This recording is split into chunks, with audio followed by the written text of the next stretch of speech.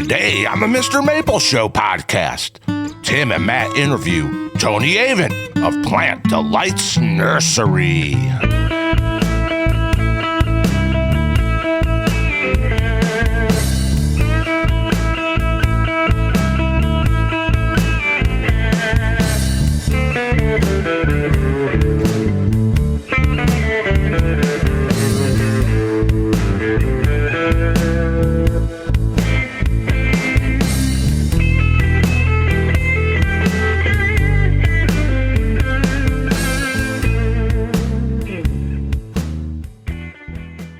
Howdy, y'all. Welcome to the Mr. Maple Show. We've got a great episode for you here today. I'm Matt.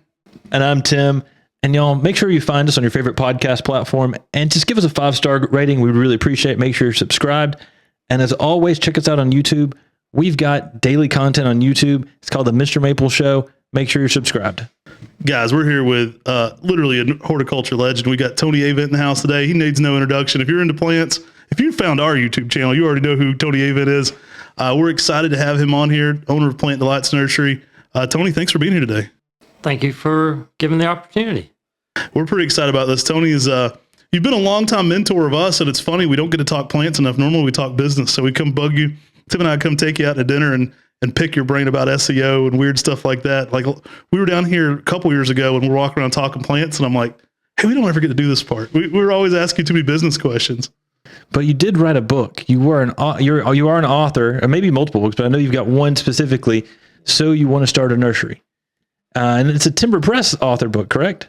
It is. It's just gone out of press, but we had a long run, and when I was in school in horticulture with the late J.C. Ralston, there really was not a textbook, and J.C. would come in and give you handouts every day. You'd have a stack of handouts that he'd reprinted from various magazines or publications. And I got thinking years later, if we could compile all that information together in a textbook for students and people who actually had the strange thought that they'd like to start a nursery. So it's really neat. We do have it still available online. You can understand all the technical stuff, but print on demand now. But it was really neat to do that and help a lot of students coming up that may wind up in the field. It's fascinating stuff. This area is so lucky. They got Ralston and you in this area and all the benefits of the J.C. Ralston Arboretum. It's like, what a hotbed for learning. I know there's so many people we interview that got their start here at Plant Delights. Like, your alumni staff must be pretty insane for just what all they're doing these days, even as well. You've fostered so many people that have moved on and done crazy things in horticulture. Yeah, it's really all due to JC. He's the one that really brought the horticultural energy to the area. And when we lost him, it's like all energy. Energy can either be created or destroyed. So that just was distributed between others of us. And our job then is to take that energy and pass it along to the next generation of people. So it's well, you more than picked up that torch. I mean, it's something that is a hotbed, especially in this region. So many interesting things to ask you about. I know one thing I heard you in a talk a while back that you and J.C. Ralston actually originally disagreed on was soil amendments. Very much. Would you like to talk a little bit about that? I think you have a fascinating take on soil amendments, and I think some of our viewers would really enjoy that. But also, I've seen the results. I mean, we were out here with Talon, and he was like, holy hell, how did you get some of these trees this big? I've never seen this big. Is this a 30-year-old tree? And you're like, that's about 6-7 years old. And we're all just jaws on the ground. So you may be winning me over more to this soil amendment side of things. That's why I wanted to bring this topic up with you. I've seen you explain it, and I'm like, okay, dang it. I'm going to have to bite the bullet and start paying attention to what he's doing here. Well, JC was really a proponent of just throw it in the ground because that's what the homeowner is going to do. And we look at that very differently. We're like, all right, why would we show the homeowner the worst opportunity that you can give that plant? Why don't we show them what is actually possible? And then hopefully we'll inspire people to do a better job with soil prep. So it was fascinating early on reading, JC would chronicle all the plants that he killed in the Arboretum. Well, there was several reasons. One, no soil prep. B, there was no maintenance really after they were put in the ground. C, he never looked at where the plant would have a good opportunity to grow. It was, where did he have a bare spot of ground? he would plant things underneath other plants that needed full sun. And really a lot of those plants failed simply because they were not given the opportunity. So when we started the gardens here, we started with some really poor, worn out tobacco land. Our pH when we started was 3.2. So that's about as acidic as you're going to find. We had no potassium, we had no nitrogen. And so over a period of, as we started each bed, we brought in compost. So every bed now on the entire property is 50% compost, 50% native soil. Doesn't matter if we're on sandy loam. It doesn't matter if you're on clay. It's that mix because you want your soil to be microbially active. That is number one. And tobacco soils are notoriously worn out. They've killed all the microbes. They've chemicaled them to death. And we're like, there's a much better way. When you bring that soil back to life, the microbes then do their job. Structurally, your soil is much better. I'm always fascinated by people that call and say, well, I plant plants, but the tree roots are there, so I can't grow anything. All right, well, think about why those tree roots are coming up. Every time they put in a little bit of good soil to plant plants, the tree roots will come up. I said, roots naturally want to grow down. It's only when the conditions down there suck so bad that they say, I give up. We're going to grow up. Right. So, I mean, if you have no aeration, no nutrients, no microbial activity, those roots are not going to go down. But if you take care of the soil, the roots will go down. Then you can plant this wonderful layer underneath that. Mm-hmm. So soil prep for us is everything. And people don't understand where the tree roots are. That's a common thing. People will go out and they're right, well, I'm going to prepare the soil right where I dig the hole. Well, that's not where you want to prepare it. The roots aren't going to be there for very long. Those roots are going to stretch out and they're going to go to the drip line. And that's where they start to really pick up nutrients and moisture is from the drip line on out. So as I tell people, you can't just if you're going to do soil prep, you can't do it in a hole. You've got to do the entire property. You've got to do beds. And that's always been our focus here. And so it is neat that people will come in and we start a new area of the garden and people come in for open house and they'll go, why have you not planted anything? They say, oh, we're working on the soil. They'll come back the next year. Oh, you still hadn't planted anything. Yeah, we're working on the soil. They'll come back the third year. Wow, why is everything growing so fast?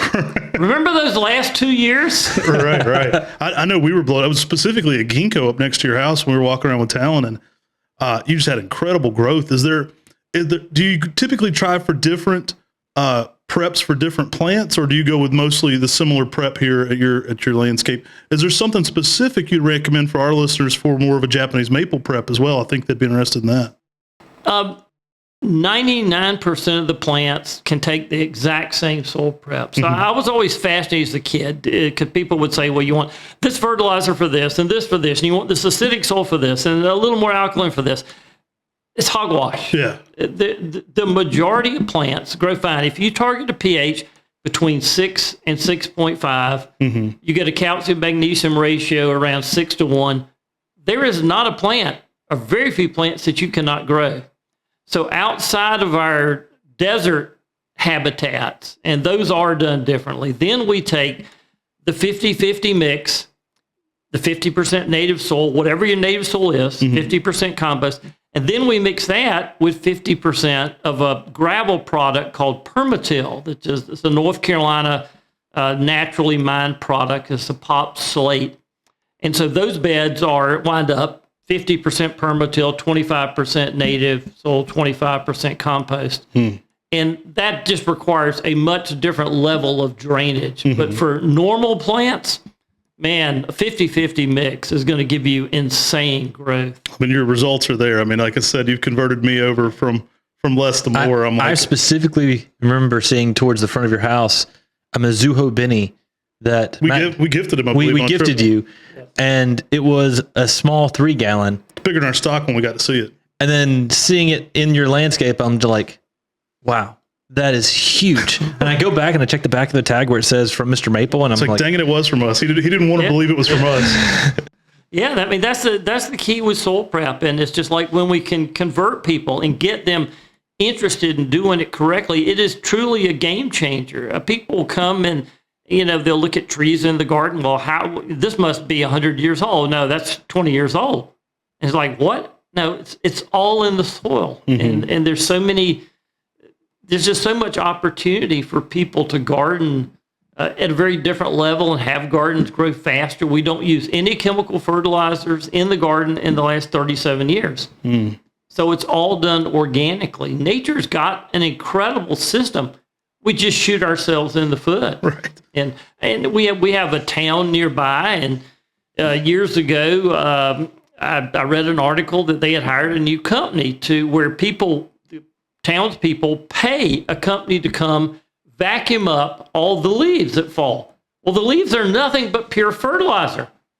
So I called the company up. I said, would you like a place to dump all that fertilizer that people are paying you to pick up? Sure.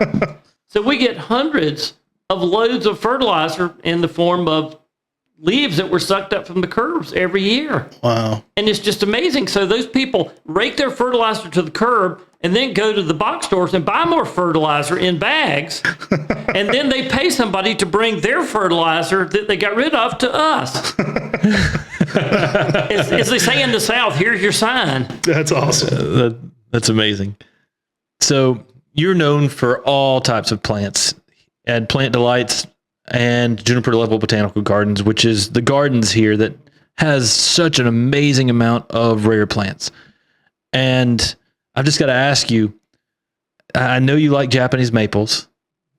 What makes them so much better than herbaceous plants? Oh my gosh. What a setup. What plants do you like there? Like are there favorites of yours in the maple world? No, we love all plants that are interesting. It doesn't matter what it is. Those of us who are OCD collectors, we want to collect everything. And if it's why have one Japanese maple when you can have 500? Why have one hosta when you can have 500? So true. So we tend to gravitate to groups where there is a lot of diversity, a lot of selections that have been made. Maples have always been fascinating to me, and obviously woody plants take more room. So that's why we focus primarily on perennials, because we can have more of them in the same space. And so we've been very particular about the Japanese maples we put in, looking for the really unique forms. For me, it's the diversity of the plant world that's fascinating. It's always interesting when I talk to people from the botanical world and some from the horticultural world. They think because they've grown a species, they know what the plant looks like. Oh, right. I've grown that species. Well, yes, you have. But have you grown all the different diversity of cultivars? Right. And so many rules are made now at the species level. Plant bans are put in at the species level. That's a great point. People decide if plants are good or bad at the species level. And I tried to explain, well, if an alien from outer space was to come here and land in the middle of one of America's worst prisons, and he meets a Homo sapiens, if they use the same species level determination, they would say, Homo sapiens, they're bad. We must wipe them off the face of the earth. Instead of saying, oh, wow, let me check out some other Homo sapiens and see if they're different. I think to your point, too, a lot of books are written that way. The late, great Peter Gregory was a great friend of mine. I stayed with him in England, and one of my challenges to him was a lot of your generalizations are about the species. And this is how big something gets based on the biggest one you ever saw, because that's how species guys look at things in the wild. So if the biggest one you ever seen is how big it gets. And so I always challenge that. I'm like, that doesn't make any sense for gardeners. Let's talk about it in terms of, how long this takes to get there, or something that gives them something more determinative other than, I did see a Tamukiyama in Japan that was, 20 feet tall, but it was 100 years old, right? Like there's some other factors going on there.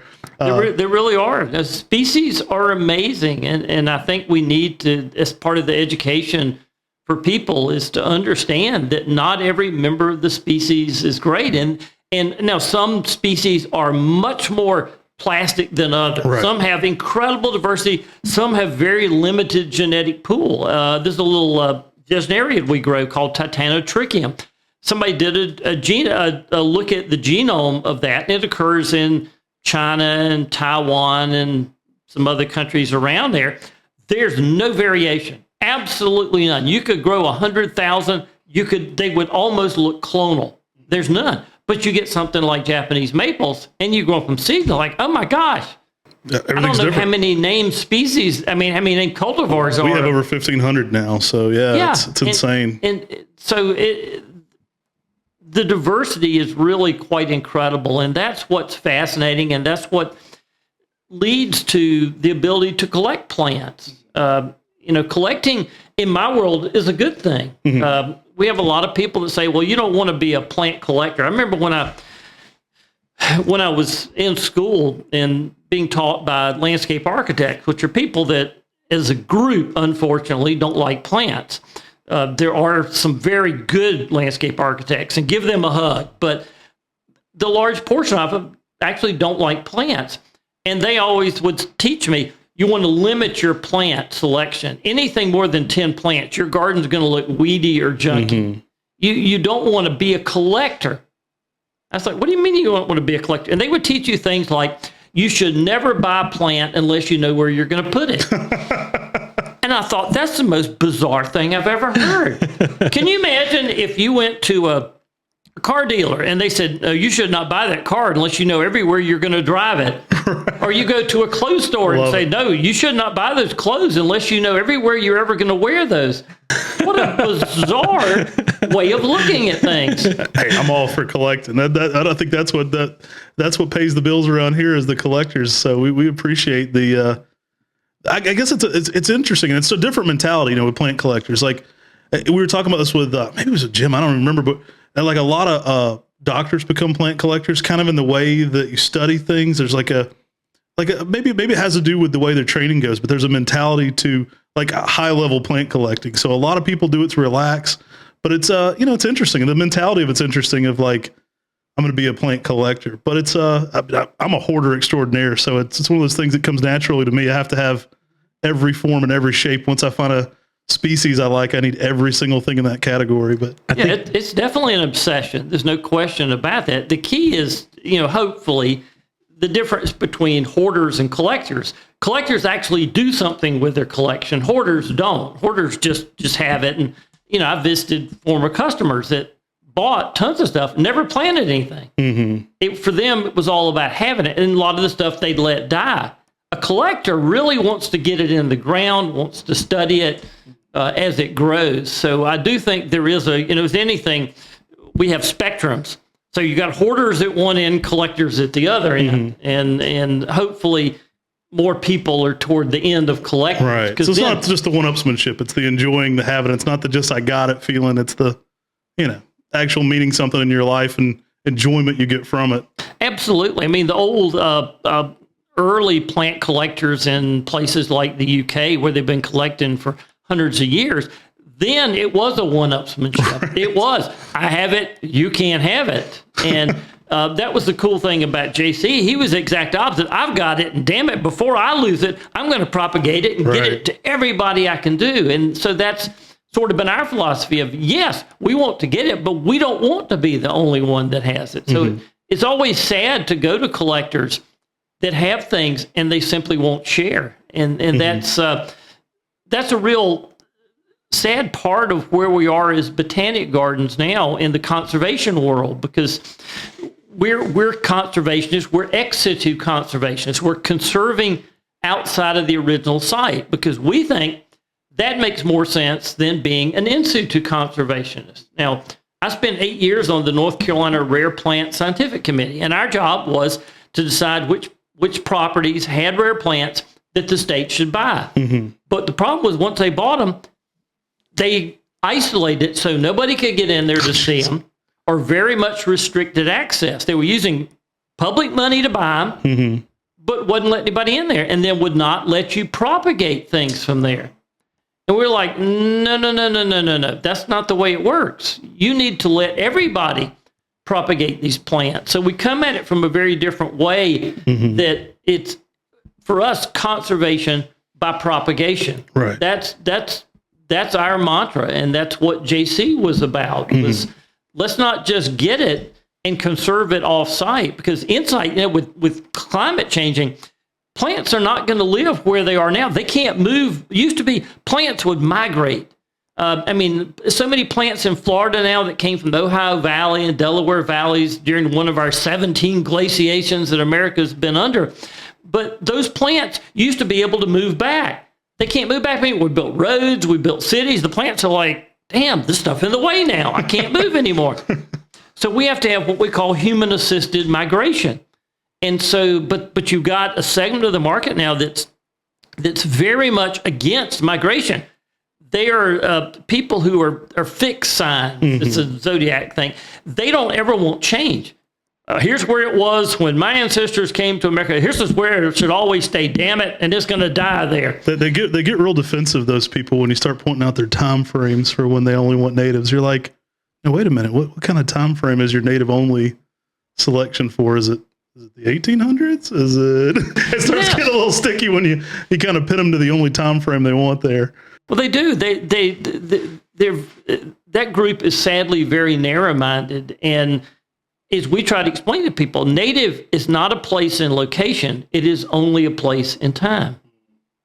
Ginkgos, North American natives. Mm-hmm. I mean, there's so many things. North America has only been here for 66 million years. That's a fraction of the Earth's time.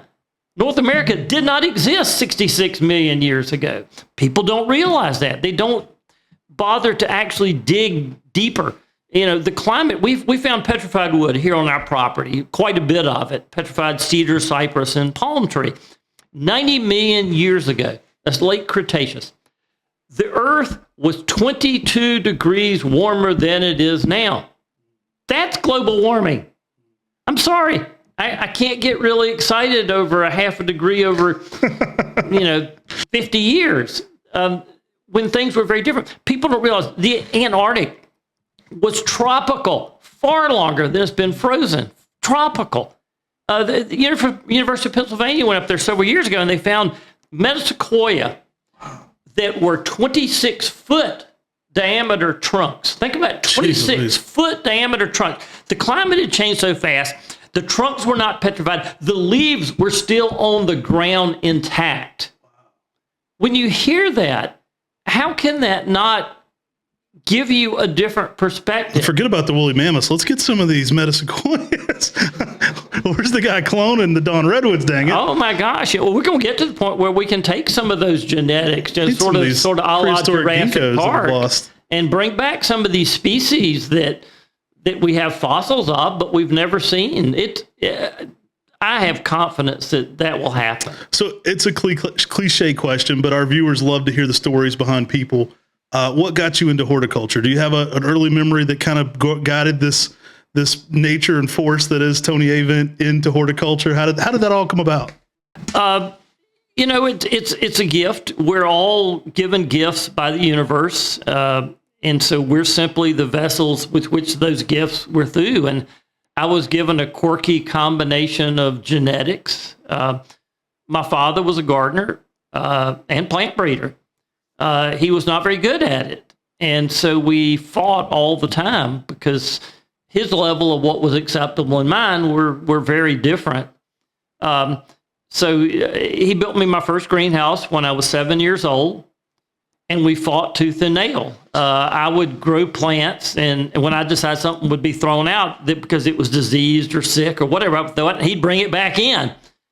And so we were not close, but that was really important. I used to make and sell terrariums, and I would send them off with my parents I probably started when I was 5 years old. Wow. And I would send them off to work, and they'd bring me the cash back, and I'd build bigger terrariums, and I'd send them off with them, and they'd do bigger ones. And so I started selling plants. So we would be, as a young child, at the dinner table, somebody bang on the door. Can I come shop for plants? Sure. I was glad to get up, and I'd go out there and we'd walk through the greenhouses, all house plants at the time, and sell them plants. And then that kept escalating. And then when I went off to school, I lived at home, so I was able to start selling to the students at the university. And I got hooked up with the basketball team at North Carolina State. And I had a really dear friend, Clyde Austin. They used to call him Clyde the Glide. He was a point guard from Virginia. Clyde loved plants. And so I would help Clyde get hanging baskets, and all the other athletes would see him. So we'd bring a whole basketball team would come over to our greenhouses. Nice. And it was, we had one guy who's like 7'4", Glenn Sudhop, and he was terrible on my baskets because his head was so high. He would crack all my baskets as he's walking around the greenhouse. But I got into selling a lot of them that way. And then when I was going to school, there was a little pizza joint right beside NC State. And I went in there one night, and they had silk hanging baskets. I was like, guys, these really suck. I'm in horticulture. This is embarrassing to us. He said, well, we can't afford real ones. I said, I'll make you a deal. I said, I'll bring you real baskets, and I will keep them watered and maintained, and I don't want any money. The only thing I want is anytime I come in, I and anybody I bring in eat for free. And they said, that sounds like a deal. So for the whole time I was at NC State, I ate a lot of pizza. So it was just sort of a, it evolves, and you meet so many interesting people. One of my favorite stories, I was at a NC State football game one day when I was a student. This is back in the 70s. And so halftime, I'm there with my plant catalog. So I'm reading plant catalogs. I'm the only one in the stadium reading plant catalogs at the halftime of a football game. This guy taps me on the shoulder. Oh, I see you're interested in plants. It's like, okay, what gave that away? He said, well, I've got this dish garden, and it's got a touch switch in there. I said, really? A touch switch is you have a dish garden that's planted, and anytime you touch a plant, the light comes on. It had a light in it. And anytime you touch another plant, the light goes off. Touch switches are really neat. And this was back in the 70s. So the hippies were using all kinds of cool shit like that. And so he said, but I killed all the plants in it, and I need somebody to replant them. Would you be interested? Sure. And so he gave me his address. So I go over to the house, and he was less than a mile from where I lived at home. And I walk in, I look, and here's mirrors all over the ceiling. I'm like, okay, this is weird. And then I walk out, and here's this swimming pool with pictures of scantily clad women all over. And I was like, so what do you do? Now, I'm like 17, 18 years old at the time. He says, oh, I run the topless joint across from campus. Geez. I was like, oh my gosh, this is way too weird. And the entrepreneurial spirit. And he's like, well, come on over to one of my parties. I'm like, no, I'm a plant guy, thank you. But we wound up getting his terrarium fixed. But the people you meet, the doors that open through horticulture, you can't make this stuff up. It's wild. Yeah, it's remarkable. I was talking to one of my employees about this the other day. It's like, I have friends who are Amish. I have friends in South Africa. I have friends in South Korea, in Japan, and it's like all because of horticulture. It's like what an interesting mix of people to meet, to be able to walk into this garden center and in an Amish town and like, oh, I don't go to your website much, but I really like your plants. Is there what and it's all that common ground. It's like we all speak plants, so it's like. It's just so cool. It is incredible. I remember one year, it's probably been 10 or 15 years ago, somebody called me from the office. They said, there's somebody here asking about mahonias and cast iron plants. And I said, well, they're probably looking for something for the house, and what we carry sort of specialty. So send them to one of the local nurseries, and they can get what they want. They called back a couple minutes later and said, no, we think you need to come down here. And I'm like, okay, come down here. And there's a gentleman out in the garden, and he said, oh, I see you, I've been walking through your garden. I see you have Mahonia Eurybracteata variety Ganpanensis that was collected by Mikanori Ogisu over in this province of China. I was like, who the hell are you? Why are you here?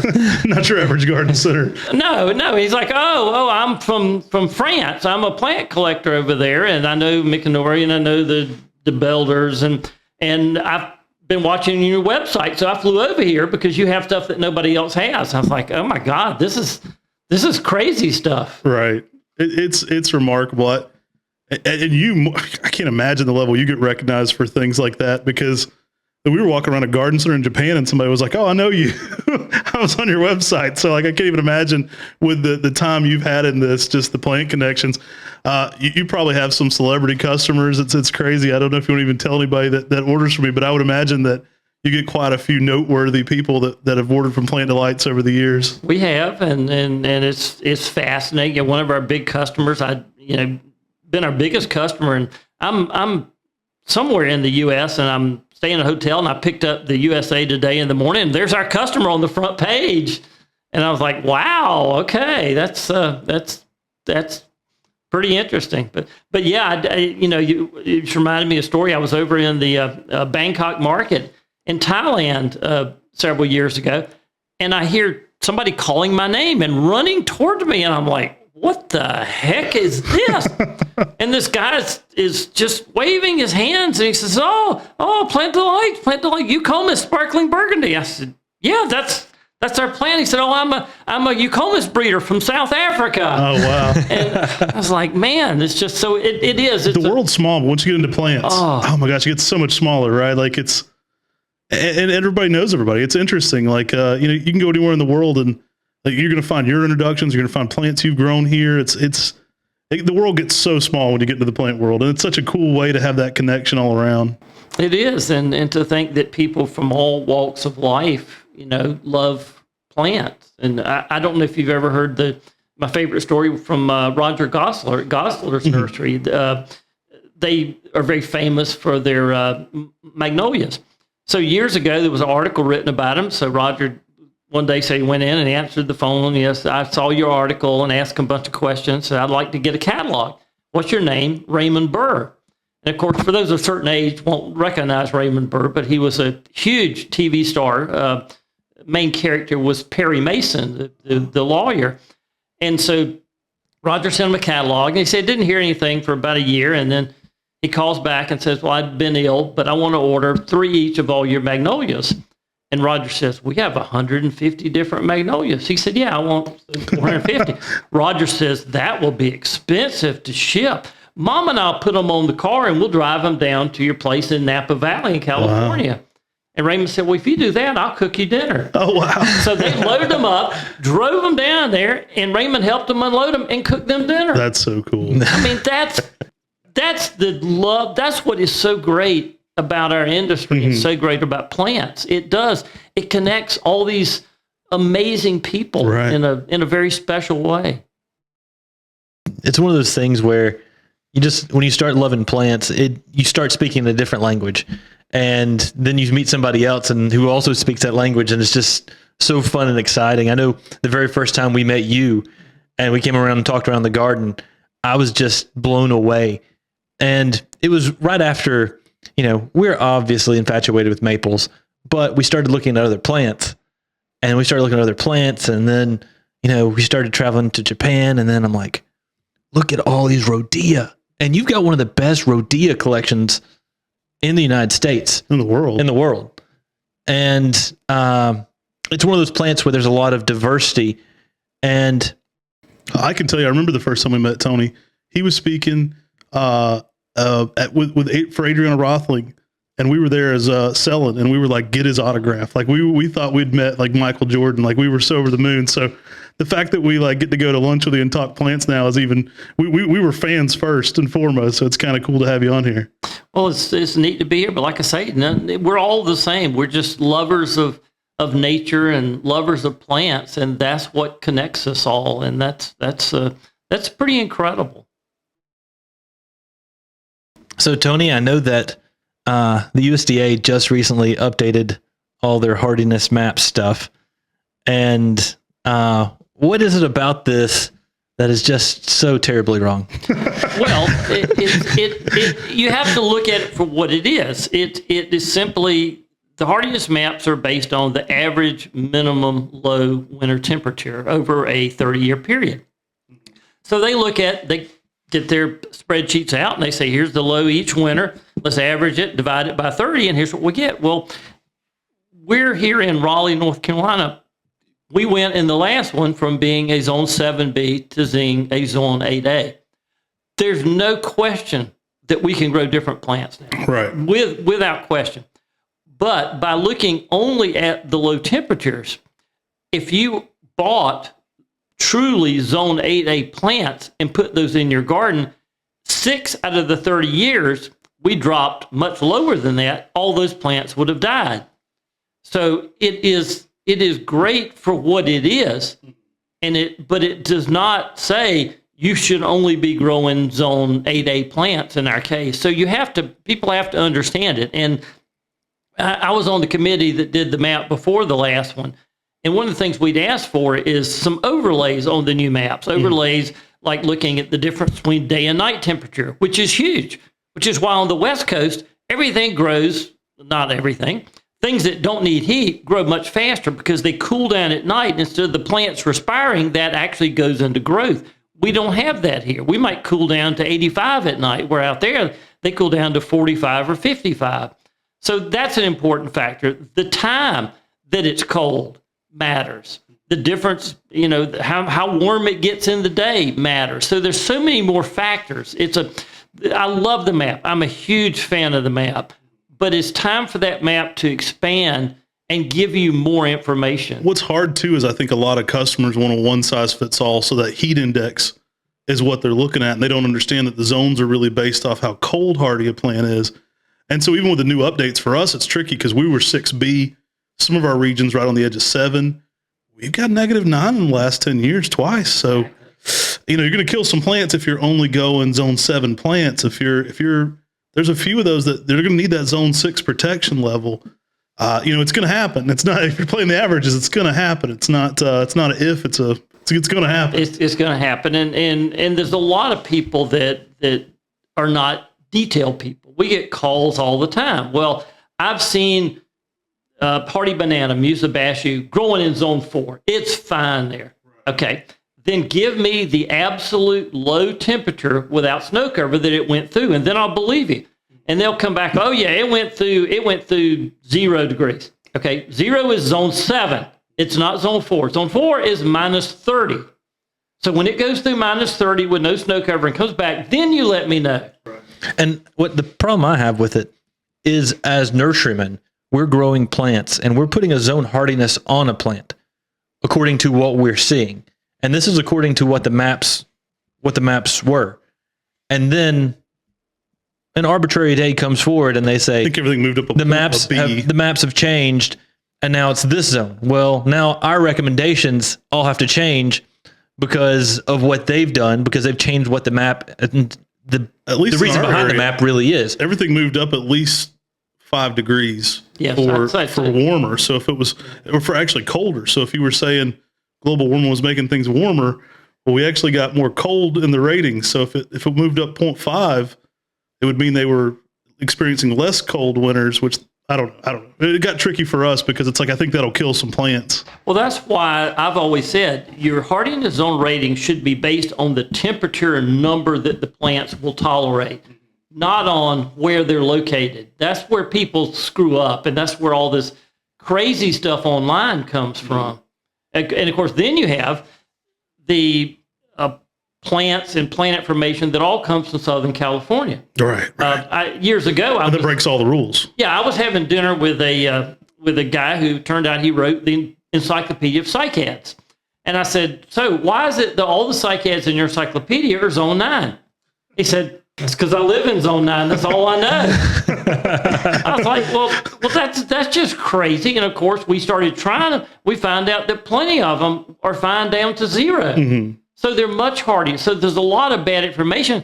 It's just about where the authors were from. We really need a scale where we can tell people this is your zone, but this is your top heat index. Because California breaks all of the zone rules for us. So it's like, we'll tell people, like, in general, this is a bad generalization, but your maples are going to work zones 5 through 9 on the East Coast. Once you get down past that zone 9 in Florida, you're not going to be able to grow Japanese maples. Your heat index is going to be too high. That works on the East Coast. Throw that completely out the window with California, New Mexico, some of those areas. I mean, they're growing Japanese maples in full sun in a heavy zone 10, but they're not getting above 85 degrees. It's not even that. It's cooler than Western North Carolina there year round. And that's why we wanted the overlays to do that. Because you're right, an East Coast Zone 7 and a West Coast Zone 7 are completely different plants. And that's why you've got to have some overlays and some way to distinguish between East and West. And right now that doesn't exist. To me, you got to look at the basic reason behind the map for the USDA hardiness zone is for planting. That's the main reason it's used, is for planting plants. And does this fulfill the role they wanted to do? If you put plants in the ground that are ready for the zone, does it work?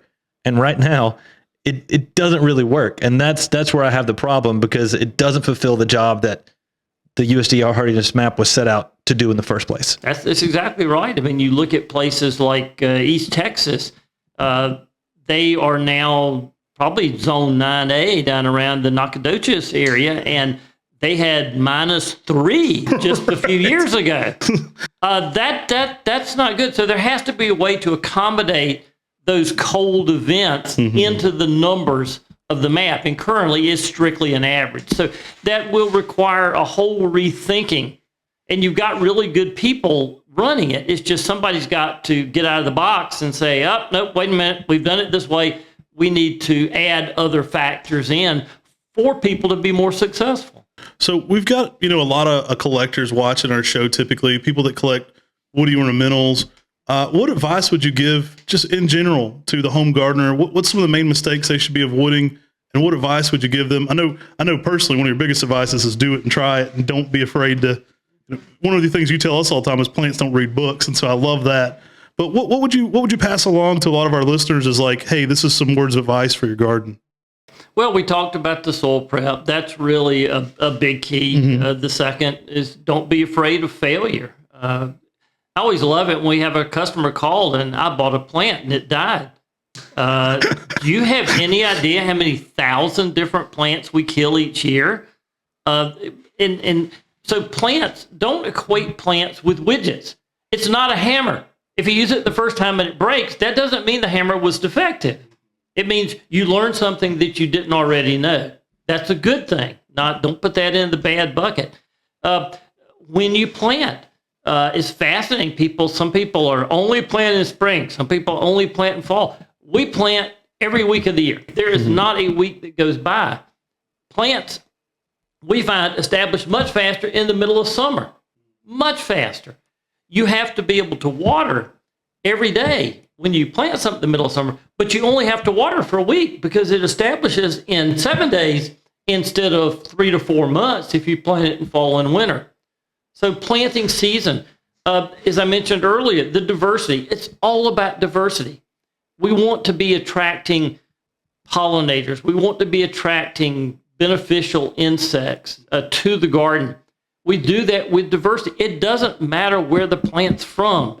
Despite all the stuff you read, it doesn't matter. If you look at the number of plants that have gone extinct in the last 100,000 years, it's massive numbers of plants. And if you actually believe what Rachel Carson wrote back in the 60s, that if one species goes extinct, everything that depended on that would then collapse, and then the entire system of nature would collapse. Well, here we are 70 years later, 60 years later. Actually, it doesn't. Nature adapts. We now know something called epigenetics that we didn't understand even 20 years ago. Nature adapts. So it's about diversity. It's not about where your plant's from. This whole, and we're big. I mean, our biggest thing are Southeast U.S. native. That's our focus, but not that they're superior. I love it. I appreciate you being on the podcast today. We want to talk about some ways people can find you. What are some of the best ways if they're finding you for the first time? If you're listening to this, you already know who Tony Avent is. But what's some great ways for them to find you and interact with you online or through your business? Well, we have 2 websites. So we're a botanic garden funded by a mail order nursery. So our botanic garden site is jlbg.org. That's Juniper level botanic garden. And it's really a pretty incredible site. We've just finished a major upgrade. we have a daily blog from the garden. So if you're not here every day, you get to see a picture, and we talk about what's going on in the garden that day, every day of the year. I know the answer for this, but how many tacks are in the Juniper level botanical garden roughly for our listeners? Currently over 27,000 different kinds of plants. Outstanding. So it's a pretty crazy. And then for the commercial part of our website, it's plantdelights.com. And that's where people can buy. At any one time, we'll have between 1,000 and 1,500 different kind of plants available online. So both of those have regular updates as what's going on. We love interacting with people. We open to the public 4 times a year. So if people want to come visit, we have 2 weekends. We're open in the middle of winter, so that'll be the end of February, 1st of March. 2 weekends in spring, 2 in summer, 2 in fall. And we'd love people to come down, walk the gardens, spend a few days if you've got them. There's a lot to see. You won't see it walking through in an hour. We appreciate you. You've given us so much business advice. If you're a customer of ours, you like our open houses, thank Tony, because Tony said, why in the heck aren't you doing an open house, guys? So we started doing one at your recommendation. You've had a major impact on our business over the years, just teaching us things and letting us listen and just things we observe from the way you do things. I really appreciate everything you've taught Tim and I.